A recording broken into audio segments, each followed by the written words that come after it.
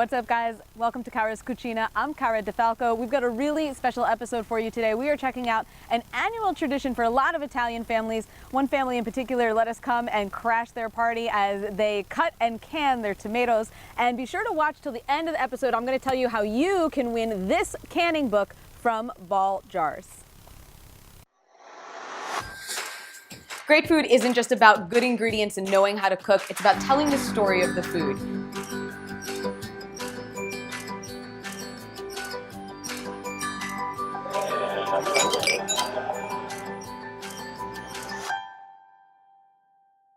In Nanuet, New York, Ida, her husband Rocco, their daughter Francesca, and her husband Sergio, along with friends, have been up since 4:30 in the morning, cutting tomatoes.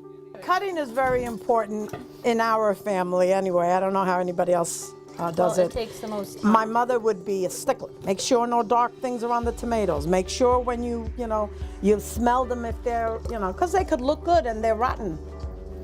So I don't know how people do it. I couldn't do it any other way. Yeah, everybody does it differently, and she was a stickler for that too. We went the other morning with my husband at 6:30 in the morning to Patterson. People were online to buy the tomatoes. They were good this year. And these actually, a little old lady, I'm not a farmer. My mother would know more. I don't know, I know they're tomato stuff, but this little old lady said, don't buy the plum that are more green, you buy the little ones. She was actually right. They look a lot redder and they taste sweeter too. The old people know. I don't, but they know.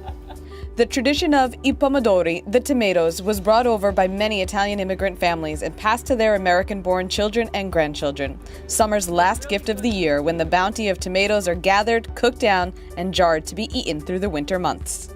Yeah. In Italy, they'll never lose this tradition. In Italy, they don't use these jars. They use like beer bottles. Beer bottle or a wine bottle. So when I was a kid, I go, why is everyone bringing us beer, Mom? So everyone come with a scottle of beer bottles. I was like, I don't understand this. Then I would look and she's like, it's sauce. I was like, because they even put the beer bottle lid on top. The cap. Yeah, the cap. Yes, they capped them. What do I know that is here? I know that is alcohol. I was like, oh. She's like, no, that's what they put the sauce in. I was like, oh, okay, because they use whatever bottle you have. They don't recycle it. They just keep that on. Yeah, they use it again, which is smart. Do you see yourself continuing this as the years go on? Yeah, I can't eat jarred sauce. I think when I went to college, I was like, Mom, I don't have a kitchen. I want to have sauce. She goes, I think that Victoria brand is good. It's like, okay, I went and got it.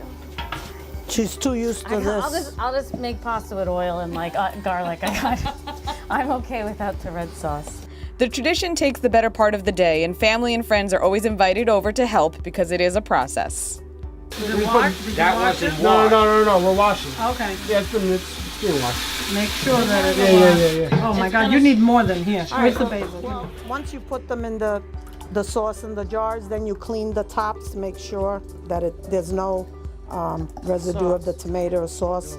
And then these have been boiled, sterilized, and then you put the lids on, you close them up, and they seal.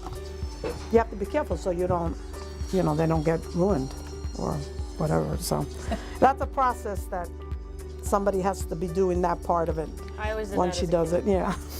And the way you know they're sealed is after you boil them. Yeah, they flop down. The bubble goes down, so it's flat. After you boil them and take them out and that bubble's up, you're going to have to use Then you need to use it right away. You have to use it right away because it didn't take.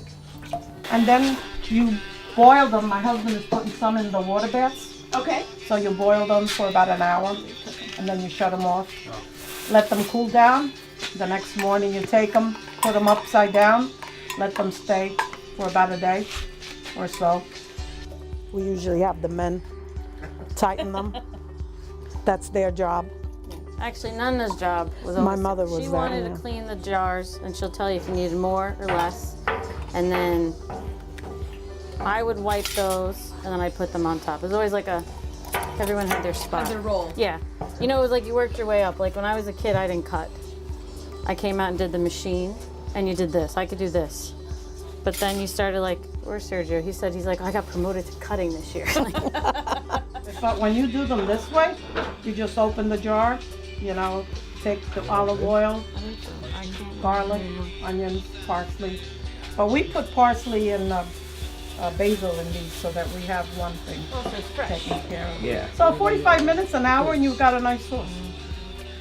Thanks so much for watching and following along. As always, if you like this recipe and this video, give it a heart. And if you want to win the book, definitely give it a lot of love and subscribe to the channel on YouTube. Who I will pick from one of our new subscribers and mail this book your way. Thanks so much. I'll see you guys next time.